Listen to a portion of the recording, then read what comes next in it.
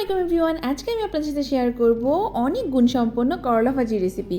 করলা ভাজিতে রয়েছে অনেক উপকারিতা। এতে খাবার হজম করে, অ্যাসিডিটির সমস্যার সমাধান করে, পেট পরিষ্কার করে এবং ব্লাড সুগার নিয়ন্ত্রণে সাহায্য করে। আচ্ছা যাই হোক, এজন্য আমি এখানে দিয়ে দিলাম একটু পরিমাণ মতো সয়াবিন তেল। তারপরে আমি দিলাম পরিমাণ মতো পেঁয়াজ কুচি এবং মরিচ কুচি দিয়ে একটু সামান্য পরিমাণ লবণ দিয়ে নাড়াচাড়া করে আমি এখানে কেটে রাখা আলুগুলোকেও দিয়ে একইভাবে নাড়াচাড়া করে নিচ্ছি ভিউয়ার্স।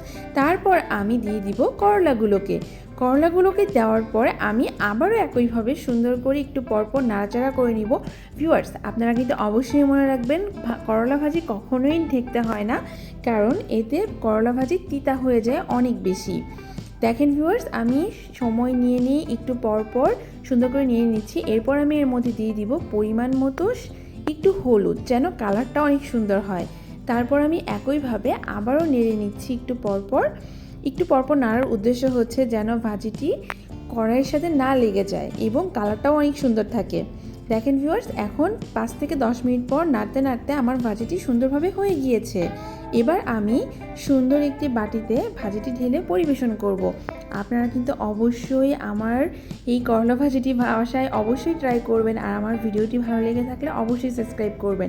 এবং এই গরমে অবশ্যই আপনারা করলা বেশি করে খাবেন, যেন আপনাদের শরীর, স্বাস্থ্য সব কিছুই ভালো থাকে।